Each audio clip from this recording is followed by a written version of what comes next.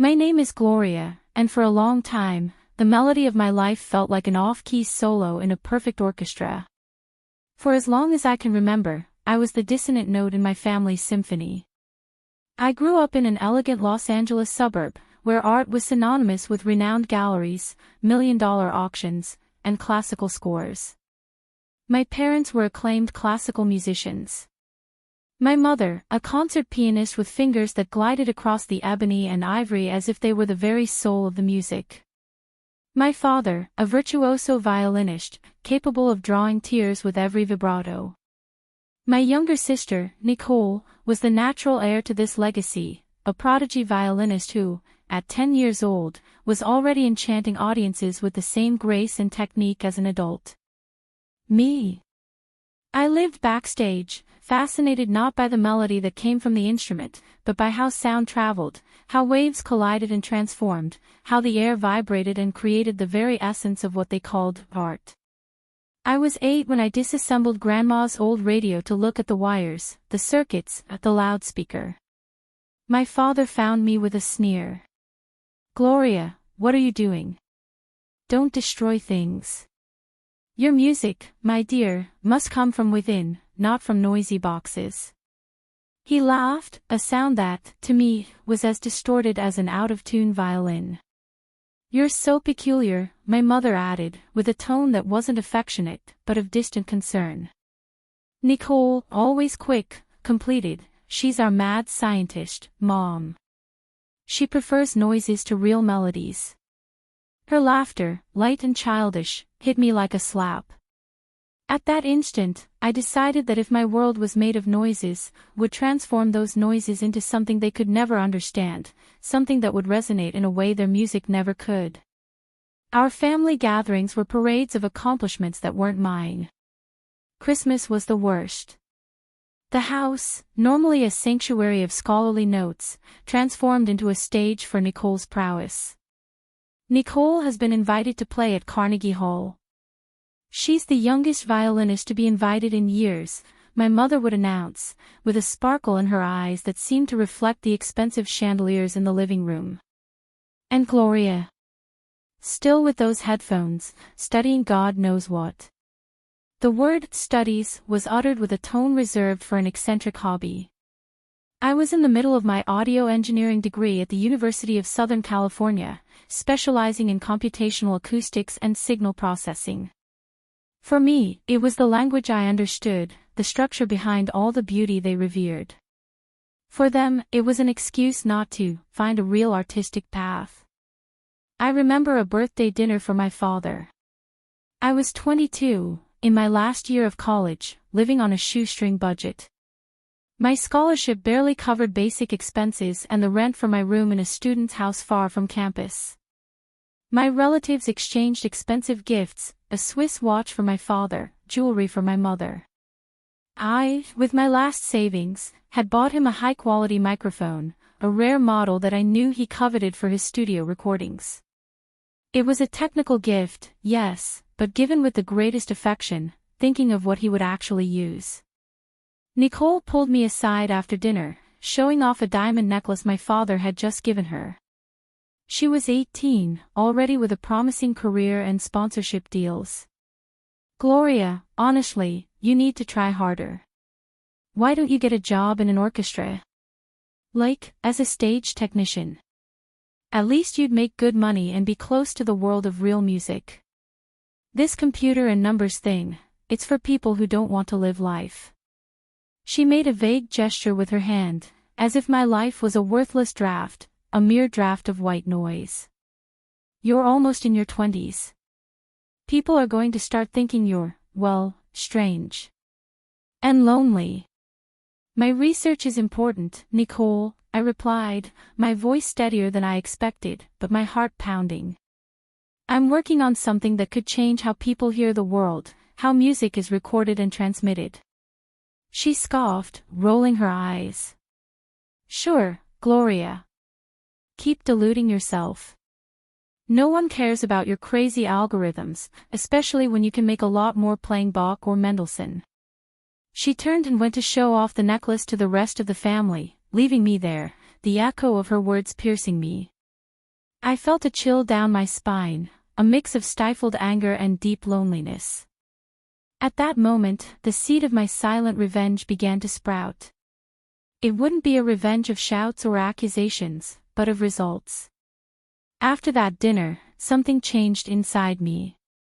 The pain of the humiliations became fuel, a frequency that resonated in every fiber of my being.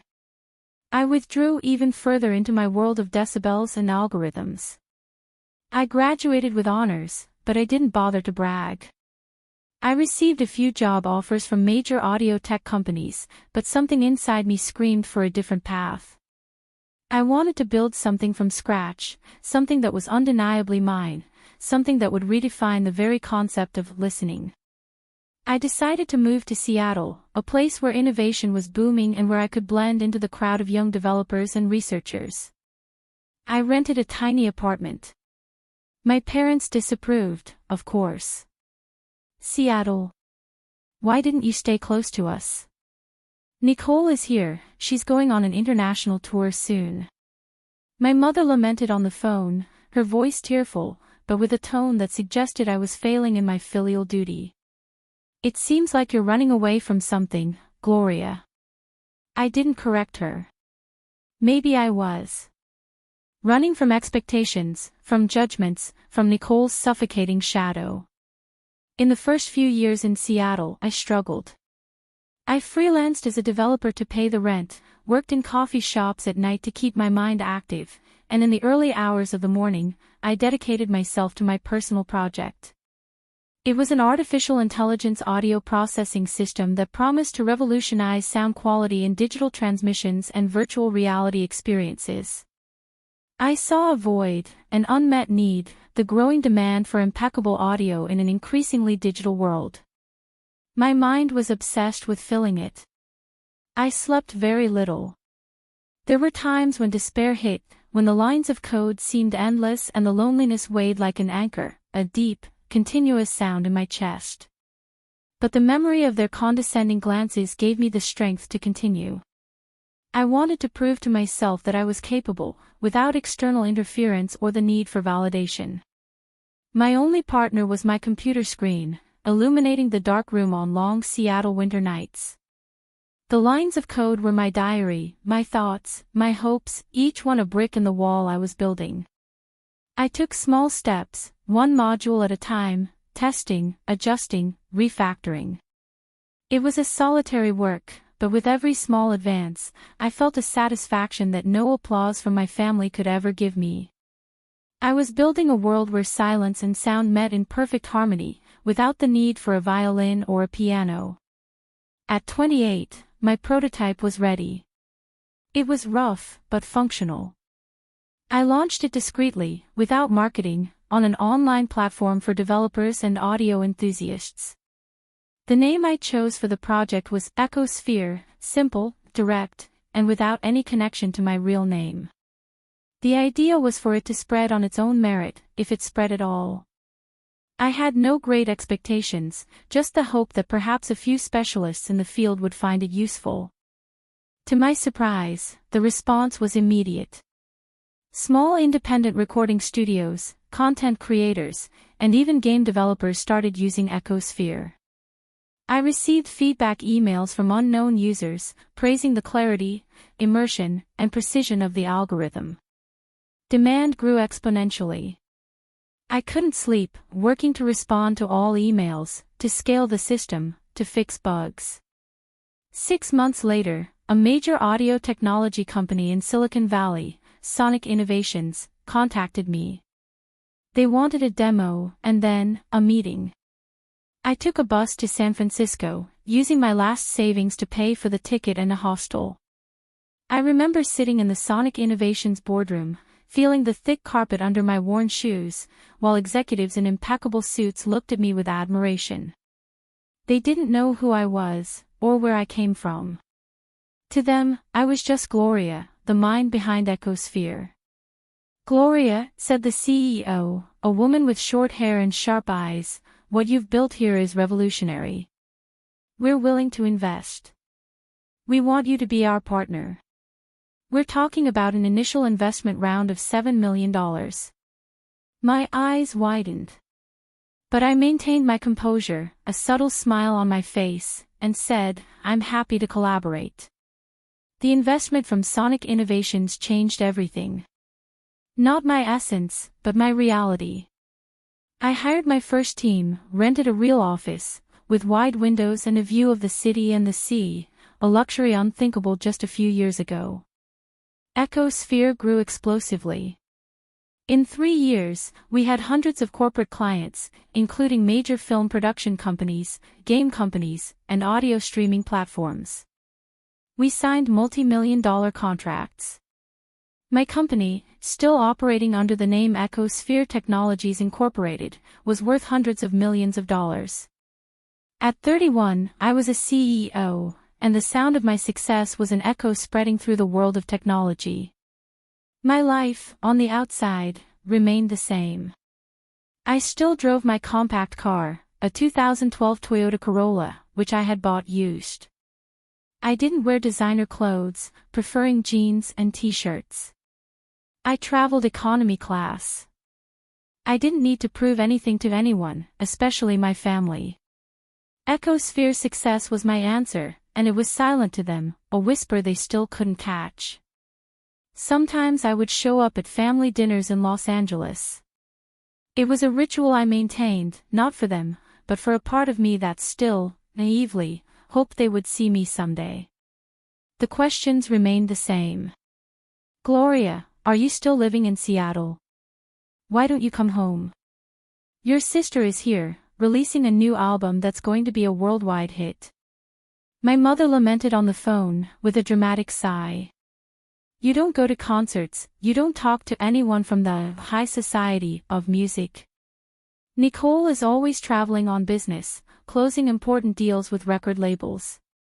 Nicole, who was now a classical music superstar, always had a story about a big concert she played, a fancy event she attended with celebrities. My silence was interpreted as a lack of achievements. I remember an Easter dinner. My Uncle Robert, who was always a bit nosy and liked to show off his own fortune, leaned across the table, eyes narrowed. "So, Gloria, I heard you work with computers. What kind of things do you do? Can you fix my sound system? The audio on my new TV sounds a bit strange." Laughter echoed. My sister added, with an air of false concern, "Oh, Uncle, Gloria is on too high a level to fix appliances. She works with complex things that no one understands, things that aren't related to art, to feeling, you know." She winked at her husband, a famous conductor, who laughed politely. The old melody of condescension, the same off-key note that had haunted me since childhood. I just smiled, took a sip of my water. I owed no one an explanation.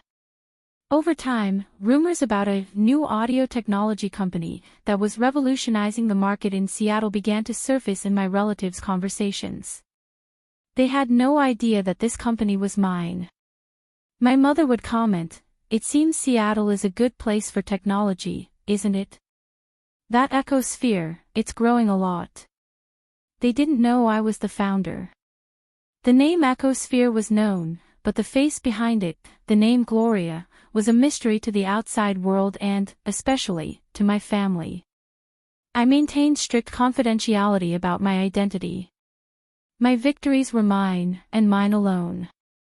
I didn't share the news when Ecosphere closed a $300 million deal with one of the world's largest streaming platforms.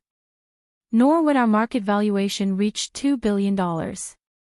Nor when Apple tried to buy us for $3 billion, and I refused the offer, preferring to maintain control of my creation. What would be the point? They wouldn't believe me. Or worse, they would try to distort everything, belittle it, find a flaw. My mother would say I was bragging. My sister would say I was making it up, or that it was pure luck. I learned to savor my achievements in private, in silence, where no one could diminish me. My team respected me, my partners trusted me. That was enough. It was Nicole's 20th career anniversary celebration dinner. The event was grand, in a luxurious ballroom in Beverly Hills, with high society guests, famous musicians, and art critics. The house was full, the air thick with nervousness and anticipation, a hum of voices that I, more than anyone, perceived every frequency. I arrived on time, this time, wearing a simple navy blue dress, bought on sale. Nothing flashy, just comfortable. My mother greeted me with a quick hug, her eyes searching for Nicole. "Gloria, so glad you came." Nicole and Brian, her husband, a famous conductor, are about to give their speech. It was always like this, I was the prologue, Nicole the main attraction. The table was set with the finest linen, silver cutlery, and crystal glasses that gleamed under the lights. Forced laughter and empty conversations filled the space, a cacophony of superficiality that I could barely stand. Uncles, aunts, cousins who barely knew my name, but knew everything about Nicole's brilliant career. I sat in my place, near the end of the table, listening to stories of other people's success. Nicole and Brian arrived shortly after, she radiant in a ball gown, he in an elegant tuxedo. Brian was the personification of the artistic success my family valued. The dishes began to be served. Laughter and wine flowed. My uncle Edward, who always loved to show off, with a glass of champagne in hand, began, "Gloria, still freelancing in Seattle. Don't you think you're wasting your potential?" Familiar laughter, a condescending nod. My sister, smiling sweetly, added, "Oh, Uncle, Gloria has always been the most down-to-earth of us. She doesn't care about the glamour of life. She's so simple." The word simple was a euphemism for uninteresting and poor. I just smiled, picking up a fork. It wasn't worth responding. But then, Brian, Nicole's husband, began to speak. "I wanted to share something with you all. We have a serious problem with the sound system for our next concert, the one that will be broadcast worldwide. It's a critical flaw and the technician couldn't fix it. Because of this, the event is in crisis." Then my mother suggested, "Darling, have you tried talking to that company, Echosphere? They're revolutionizing the market. It's an AI audio company that's revolutionizing sound transmission." Brian replied, "Yes, just yesterday we contacted them, and we're eagerly awaiting their return. They're our last alternative to keep the concert going. I'm even trying to secure a long-term partnership with them for all my future concerts. The creator is a genius. She doesn't appear much, but her work is undeniable." Then my mother turned to me and asked, "Gloria, you work with technology, right? Have you heard of them?" I felt all eyes turned to me. Nicole looked at me with disdain, my father held his chin. I had been keeping this secret for so long, and finally I would reveal it to everyone. I looked at Brian, then at Nicole, and finally at my mother. With a calm and serene smile, I said, "I have heard of them, yes. It's funny you ask me about this, because, in fact, I am the owner of Echosphere Technologies. Brian, we can discuss the partnership tomorrow, if you wish." The room plunged into absolute silence. It was a heavy silence, laden with unspoken truths, with years of prejudice and underestimation. Nicole's face was white as paper. "What? Gloria, that's a lie, isn't it?" "No, it's not, Nicole.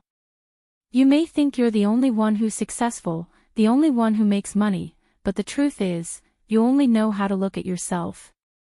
You're incapable of seeing others, even if they're right in front of you." She retorted, "Oh, stop whining. There's no way you're the CEO of this company, you were just a freelancer."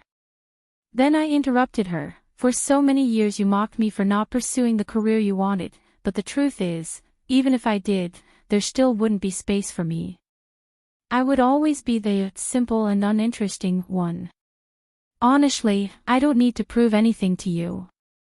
Believe it or not, but that's the reality. I own Echosphere. And now I have to go, I have an urgent meeting with an investor first thing in the morning." I slowly stood up and left. I walked towards the door, feeling their eyes burn into my back. The same people who spent years ignoring me, diminishing me, were now desperate to redefine me.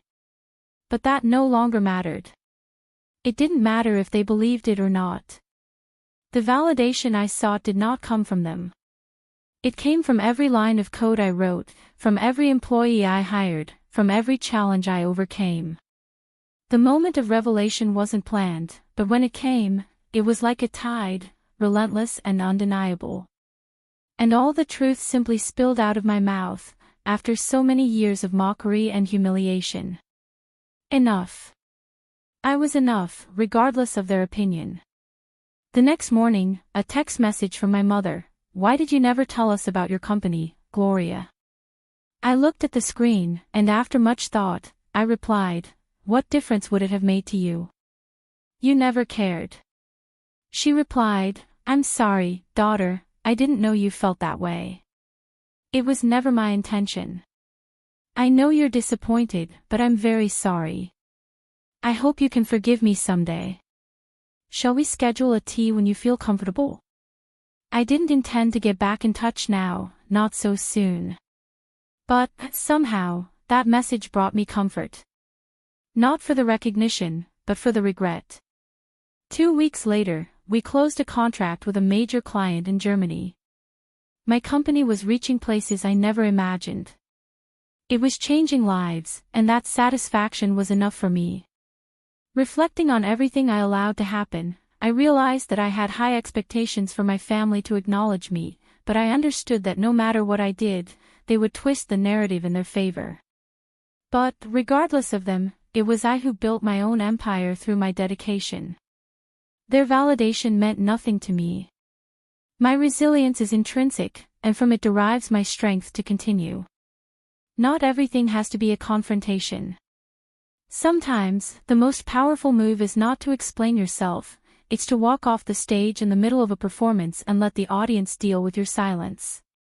My success lies in how I chose not to become bitter, even when they gave me every reason to be. It lives in silence, in calm, within me. Only in me. Thank you for listening to Gloria's story.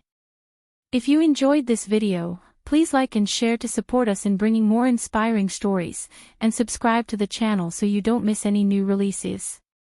See you in the next video.